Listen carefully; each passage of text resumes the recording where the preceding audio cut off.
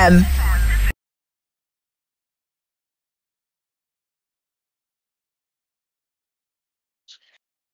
So on the other side of the table, I had a mate, it's Fay Hart, BC1 Boccia England athlete. Thank you for coming.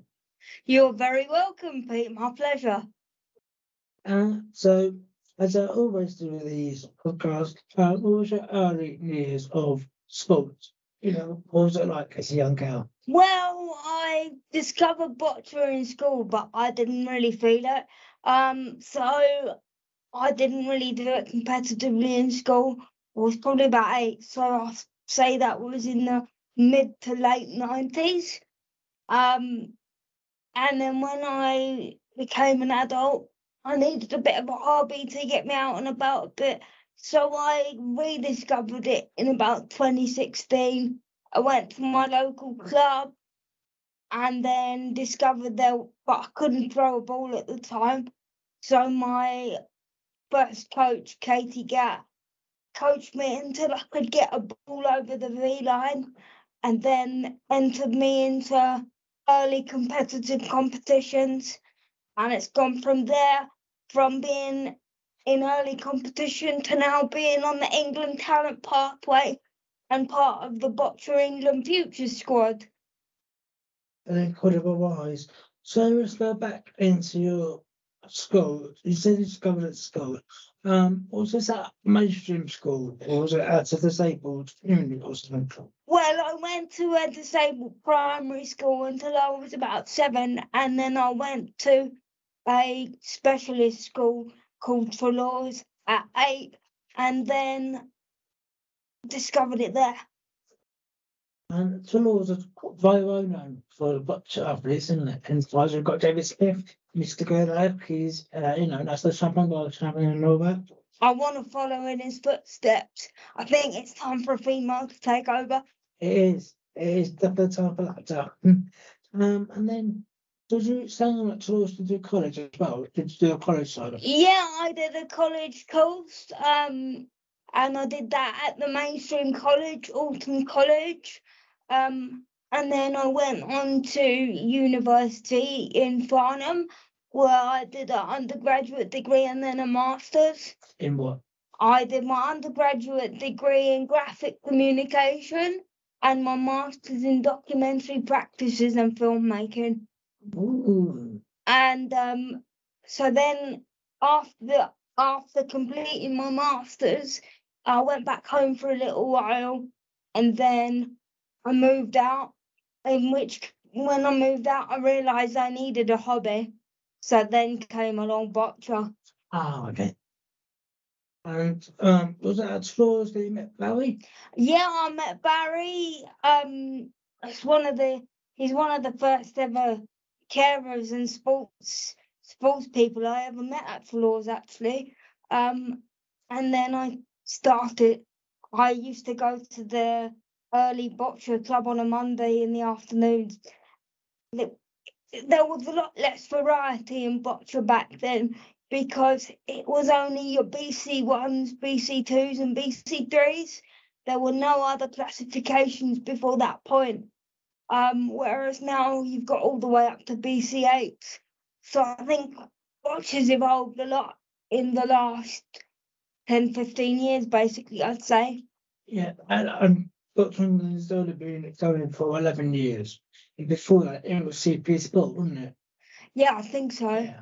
And did you complete under CP Sport?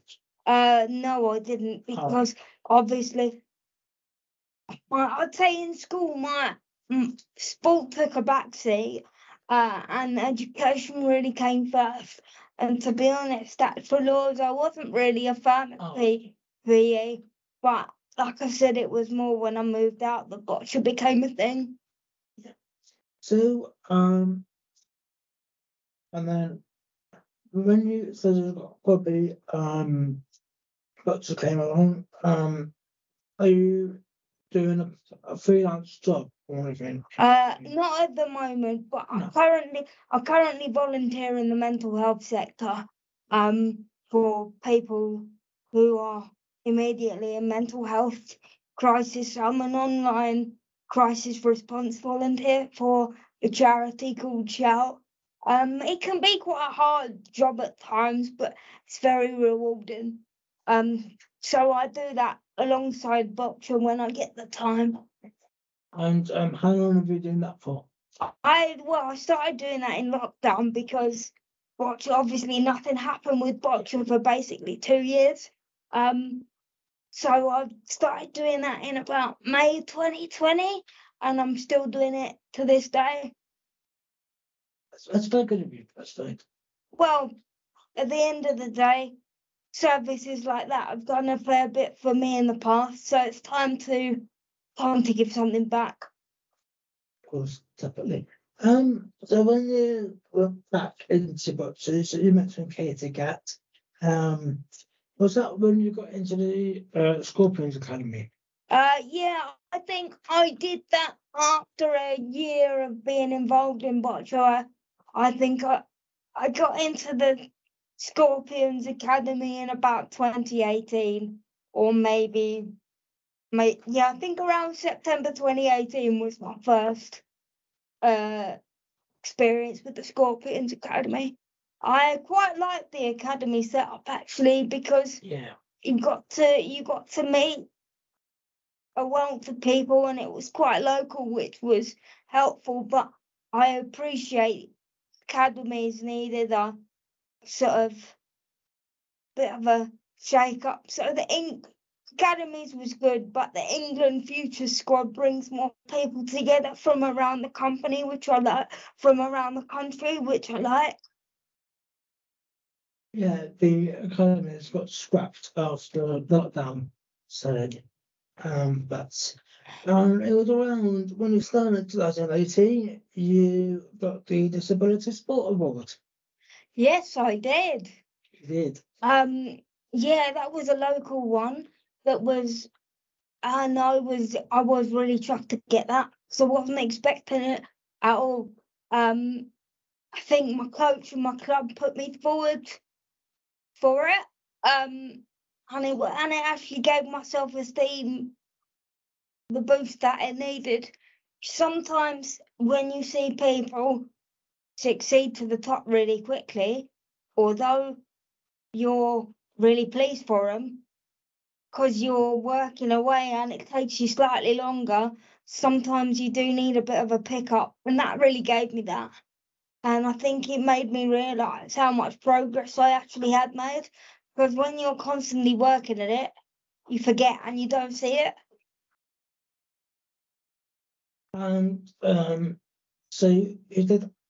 You must have done head coach quite early on, because you've been doing BCAT for quite some time now, haven't you? Yeah, I think my first heath coat was in 2017.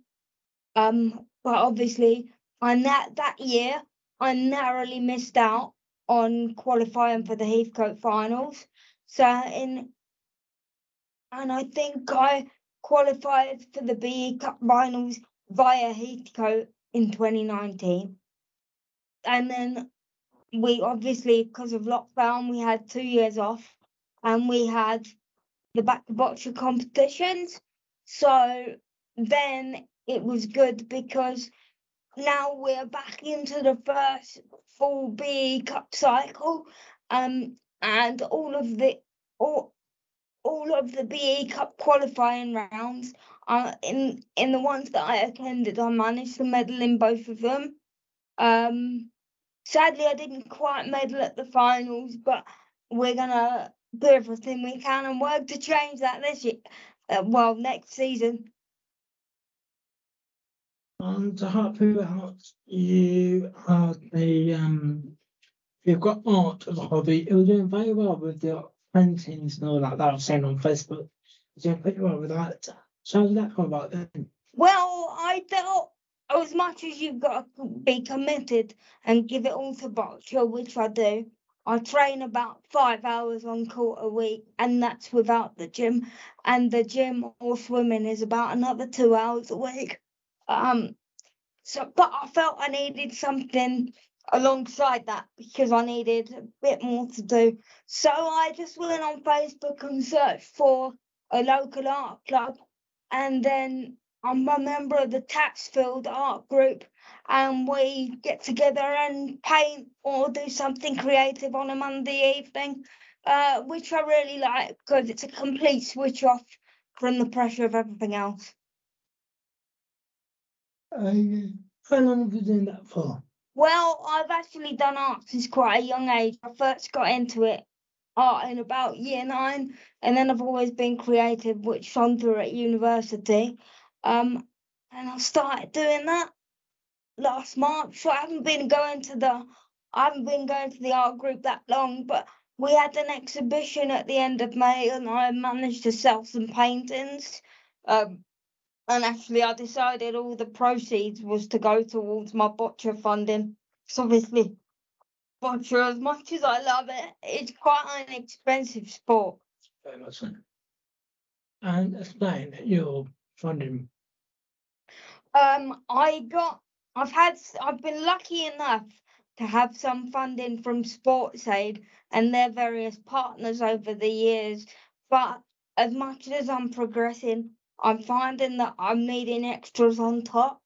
So I've currently got a fundraising page open as well, a GoFundMe, which I must admit people have been really generous, and I'm almost to a third of my target at the moment, but obviously there's still more to be covered. But I'm really grateful for people's generosity. And you joined the Solent Boccia Club here at uni last year. Barry brought you in, didn't he?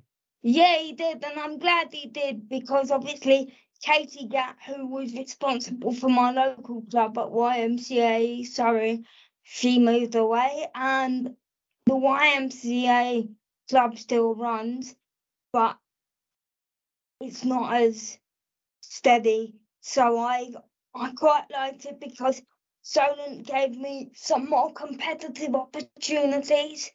I still train with that local club sometimes, but I don't compete for them. But I like Solent because it gives me opportunities to play with players that are at a similar level to myself, because a lot of players at my local club have learning disabilities, and they don't really have the competitive edge. They just doing it for fun. Yeah, they do it for fun and everyday purpose. And I decided I wanted a bit more than that. And also the club don't have a proper coach at the moment, so I sort of needed a bit of guidance with a trained coach. Of course, you know Barry from way back, so that must have helped to make the quick decision to come here. Yeah, I mean, it was a bit of a no-brainer, really. As much as I love YMCA being local, because they haven't got a qualified coach, that makes it really hard to progress. So being with you guys, although it's a 2-hour trek for me, it really is a good opportunity.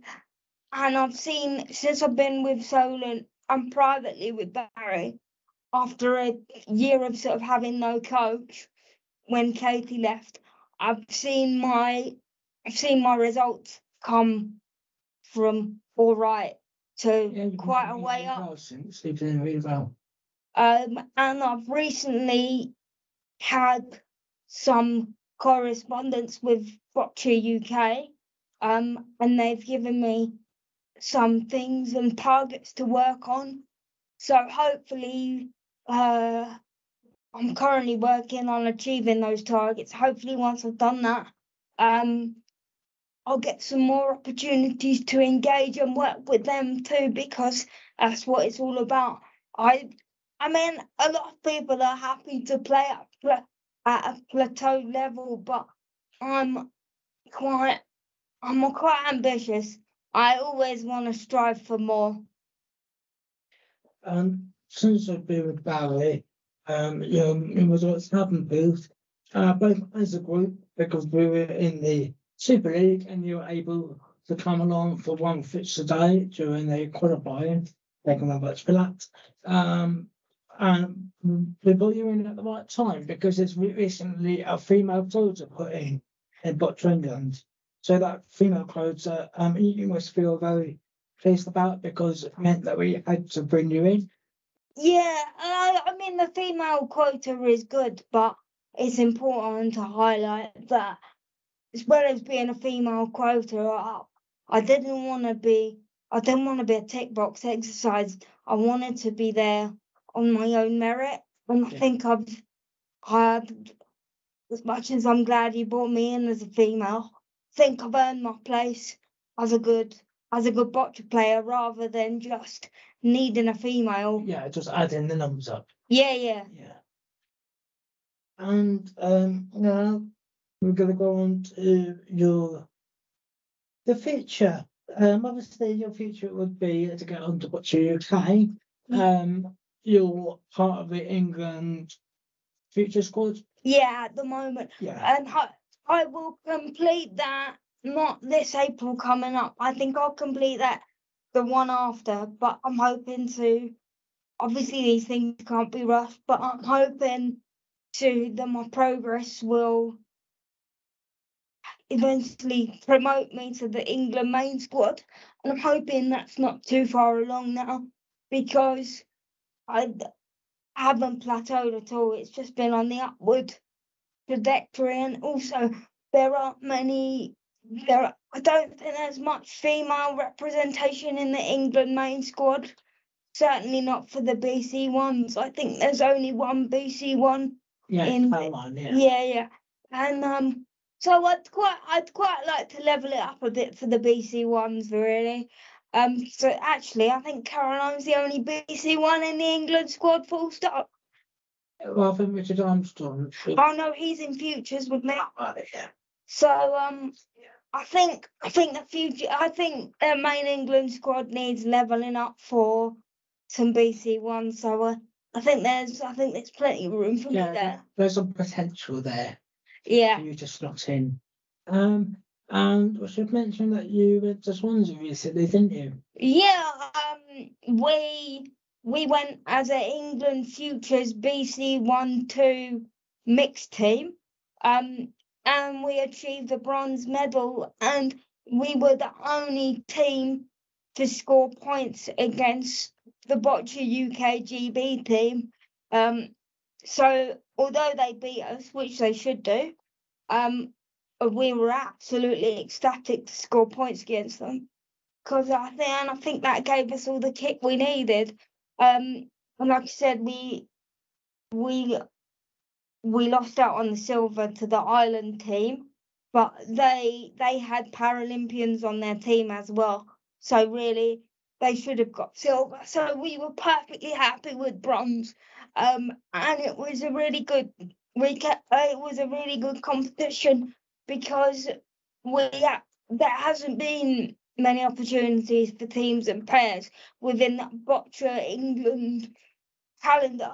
Like, I know we've got the league and the Super League, but there hadn't been many separate teams and pairs competitions, so it was nice to have that opportunity. And I think actually it would be nice if there were more opportunities to do that. Yeah, we should mention that was actually the first separate England, Wales, Scotland, Ireland. It was the first sort of national individual competition, like 4 countries. Yeah, well, it was really good, and I think they're gonna hold it again next year, which I can't wait, because actually, despite everyone coming from different areas, everyone was really friendly, and even though GB were obviously at a higher level than us, no one sort of was above each other. Everyone was really welcoming, and Wales was a particularly nice place, particularly nice venue, and it was just nice to have done. I mean, I know it's not mega sort of travel, but it was nice to have done something that was officially out of England, because I've never done that before. So hopefully there'll be more of that to come. Hopefully a little further afield next time. Maybe silver or gold next time as well. Yeah. Oh, you cheeky thing. And with that, I remember you saying that you wanted to do some international experience as well. I mean, because I went to Germany and you were going, oh, Peter and Spam, is there any international BC1 competitions coming up? Yeah. That's next on my list. Unfortunately, when I had a chat with Barry, they're on. But there is I need to check with Boccia England if I can actually apply for this. But in October, there is a national competition in Scotland. So I need to check with Boccia England whether it doesn't counteract with what they've got planned. Yeah. And I'm gonna give that a go from now because, like I said, it would be nice to play some different people to get different experiences because Boccia is quite a close-knit circuit, which is great for getting to know people, but it's always nice to play outside your comfort zone. Yes. And also for the future, it's always good to know what other players are like in different areas. Yeah, and different countries as well, because every country's got their own style of play, and there's no same style of play. It's always different kinds. I'm always fascinated by what everyone else is doing. I mean, obviously you did really well in Germany. Did you? What was the standard of play like across there? I mean, it was terrific. It was like the standard I've never seen before. I mean, yeah, a couple of Germans, they were really, really good. Boris in particular, whose podcast I've done before, his was a very similar style to Louis Chambers. It was like a German version of Louis. And the Slovakians, their style of play was quite good. It was almost like attacking and a little bit of trying to slow the balls down to make sure it's dead on and not just trying to roll with it. And so their tactics were pretty good. But again, I don't know that language. You know, talking in their own language. So sounds like you had a run for your money and your work cut out. Yeah, very much so. Hopefully this time at CFA, it'll be you giving people one for their money. Oh, definitely. I always give run for their money, whether it's a friendly competition or not. You know, we're always friends off court, but by on the court, it becomes all about either the team you're working with or you as an individual. And hopefully you're going to do really well in the individual and we'll share with Barry and we'll approach the Solent Boccia next season in the Super League. Yeah, and hopefully if the fundraising carries on doing well, I'll be able to have the finances to help you more in the Super League. Because obviously with the cost of living crisis, you have to make decisions on what competitions you want to attend. And although it shouldn't have to be like that, I'm afraid it is. Yeah, there's not a plan involved, which people don't realise. So you've got a plan. The process since you've got a plan where it is, you've got a plan the hotels, the fees for the competition, and then the PAs you got to take with you. You know, it's planning things to involve them with you as well. And I think because Boccia is such a little known sport, I think people that don't know much about it think, oh, it's really easy, it's only throwing balls. But then when they try it, they realise how hard it is. But I think because Boccia's so unusual in the wider domain of sport, there's less funding around than there would be. I don't know if you were a footballer or a runner. I think there would be more financial availability for you, but Boccia's few and far between. So sometimes you've got to find alternatives for yourself, because I appreciate organisations can't help everybody. So that's why you've had to make your own ends meet, and that's partly why I create and create art and commissions for people and things like that, because everything that you can do really helps with the Boccia. I mean, it's the difference between being able to carry on with it and not, because that's something that always frightened me, that financially I might not be in a place to carry on, but I'm going to do everything in my power not to let that happen. Definitely. You said someone was to share your you share your financing funds and everything. where can they find it if they want to give you a bit more? I've got a GoFundMe page, but yeah, any help that anyone can give, even if it's just sharing it, that would be really helpful, because I appreciate not everyone can give at this time, but even if it's just a share, any awareness is good.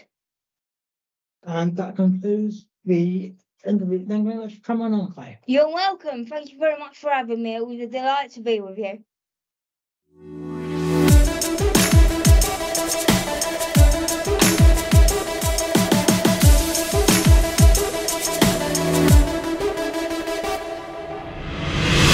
Voice. Let's go. Voice FM.